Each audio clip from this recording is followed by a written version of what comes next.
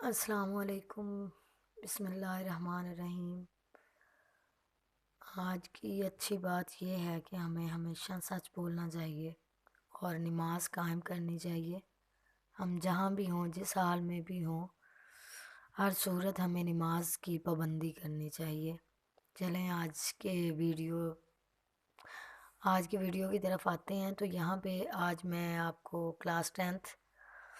के class tenth math science group exercise number 7.2 का question number 5 करवाने लगी हूँ। तो ये क्वेश्चन नंबर 5 की हमारे पास स्टेटमेंट है।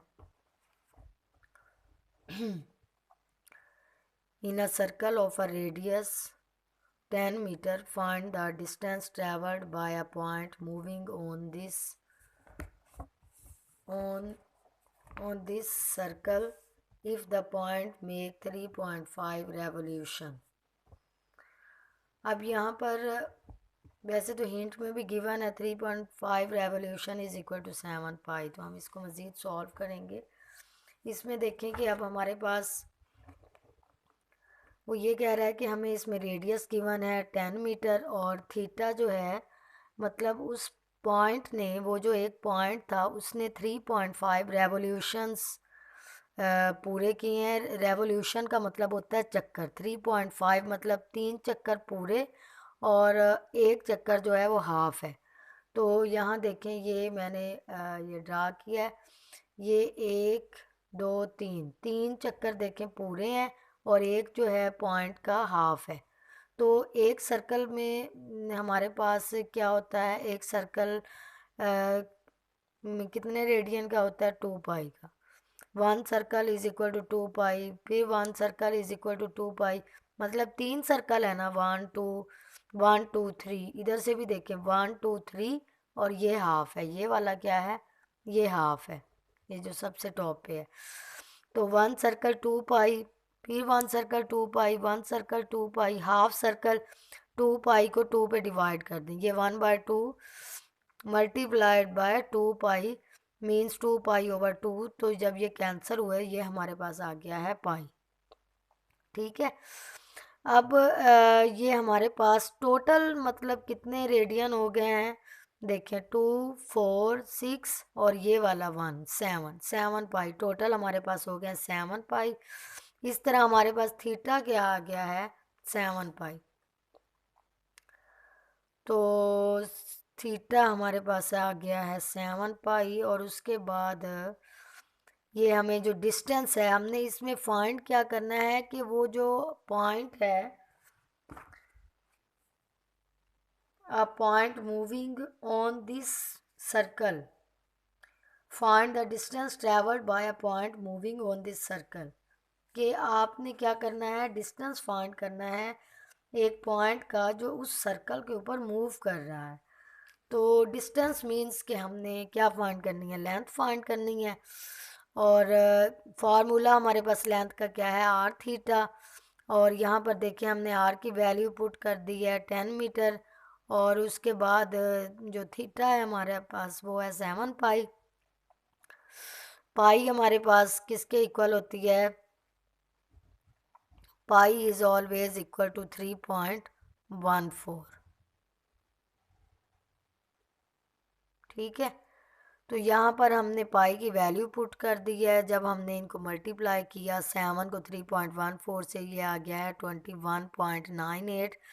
इसको 10 से मल्टीप्लाई किया, ये आ गया 219.8। इसको हमने जब राउंड ऑफ किया है तो अप्रोक्सीमेटली लेंथ हमारे पास कितनी आ गई है, 220 metre, which is the required distance travelled by a point.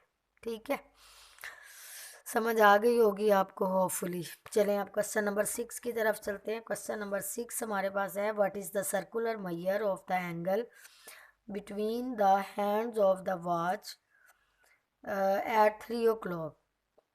हाँ जी, इसका ये मतलब है कि हमने एंगल की सर्कुलर मेजर फाइंड करनी है। और जो क्लॉक के ऊपर 3 बजे हुए हैं, तो वो जो दोनों हैंड्स हैं क्लॉक के, उनके दरमियान हमने क्या फाइंड करना है, हमने उनके दरमियान सर्कुलर मेजर फाइंड करनी है।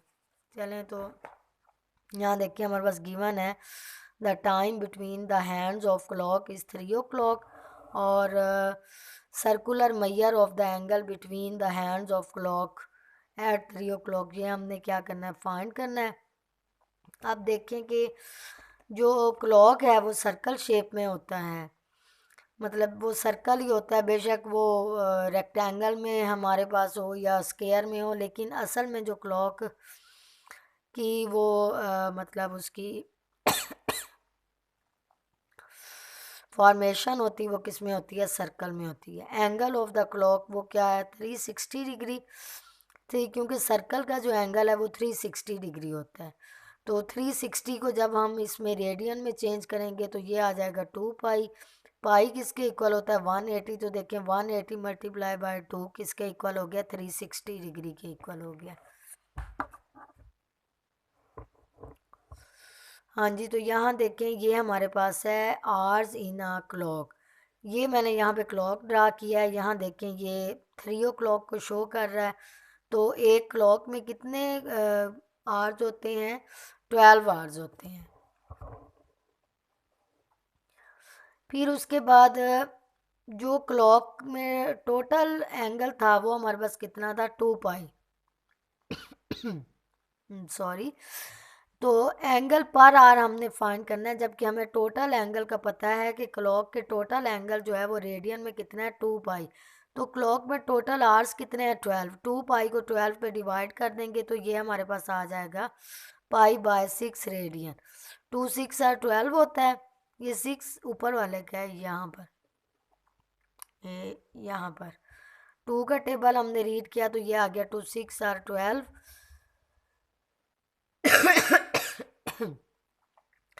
इस तरह ये हमारे पास आ गया पाई/6 रेडियन। तो अब हमने जो हमारा रिक्वायर्ड क्वेश्चन है वो क्या था कि find the circular measure of angle at 3 o'clock। तो 3 o'clock है तो जो हमारे पास एंगल पर आ रहा है उसको हम 3 से मल्टीप्लाई करेंगे, तो ये 3 2 are 6, इस तरह हमारे पास आ गया पाई/2 रेडियन। तो जो हमारा रिक्वायर्ड रिजल्ट है the circular measure of angle at 3 o'clock वो क्या हो गया है, पाई/2 रेडियन। ये हमारा आंसर आ गया। ठीक है,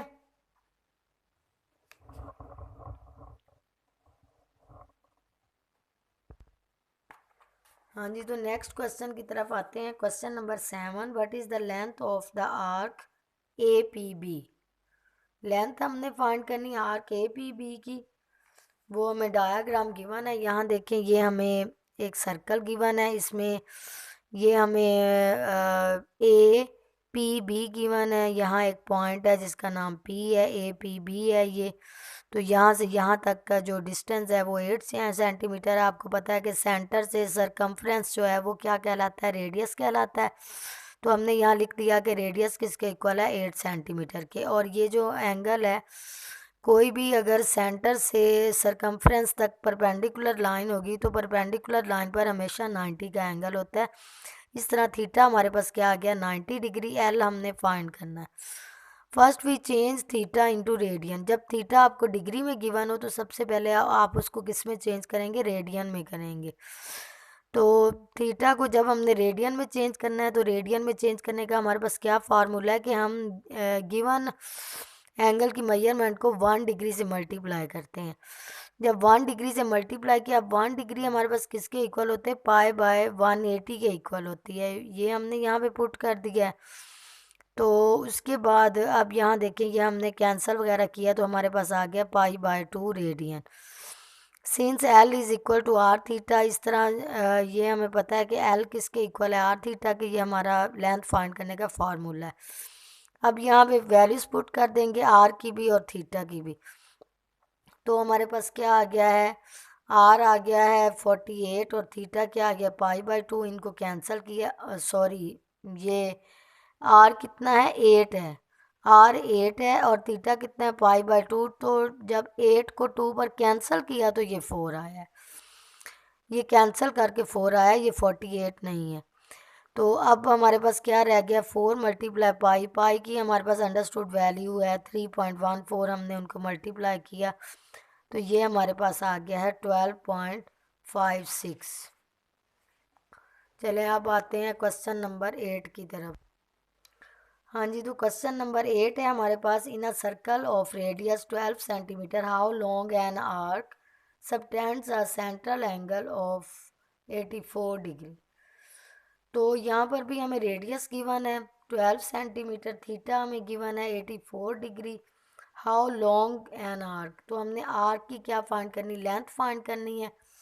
ये भी सेम क्वेश्चन नंबर 7 की तरह, इसमें भी सबसे पहले हम थीटा को किस में चेंज करेंगे, रेडियन में चेंज करेंगे। रेडियन में चेंज करने के लिए 1 डिग्री से मल्टीप्लाई करेंगे और 1 डिग्री किसके इक्वल है, पाई बाय 180 के इक्वल है। हमने यहाँ पे वैल्यूज़ पुट कर दी हैं, इसको हमने ये 12 के टेबल पे कैंसिल किया। 12 7s आर 84, 12 15s आर 180, तो ये आ गया 7 मल्टीप्लाई पाई बाय 15। पाई किसके इक्वल है, 3.14। यहाँ हमने पाई की वैल्यू पुट की है, इनको मल्टीप्लाई किया है, डिवाइड किया है, तो हमारे पास थीटा क्या आ गया 1.465। इस तरह ये आर की वैल्यू पुट कर दी है, थीटा की वैल्यू पुट कर दी है, और हमारे पास अप्रोक्सीमेटली लेंथ जो है वो आ गई है 18 सेंटीमीटर। और वैसे ये भी आपका आंसर हो सकता है डेसिमल पॉइंट में, और ये भी आंसर हो सकता है। यहाँ पर देखें डेसिमल्स में आया 17.584 सेंटीमीटर। अब जो आपकी बुक की बैक साइड पे आंसर दिया हुआ है वो रॉन्ग है, आपने उसको फॉलो नहीं करना है। वो आंसर दिया हुआ है 105.56, दैट इज़ रॉन्ग। आपने इस आंसर को फॉलो करना है, ये आंसर है 17.584। जी स्टूडेंट्स, तो आपको होपफुली समझ आ गई होगी। अगर आपको कहीं से भी समझ ना आए, कोई भी क्वेश्चन पूछना हो, तो आप कमेंट सेक्शन में कमेंट करें और मुझे अपना प्रॉब्लम बताएं। कोई भी क्वेश्चन आपने पूछना हो ज़रूर पूछें। और अगर अभी तक भी आपने मेरा चैनल सब्सक्राइब नहीं किया है तो सब्सक्राइब करें, लाइक करें, शेयर करें, और दुआओं में याद रखिएगा। अपना ख्याल रखिएगा। अल्लाह हाफिज़।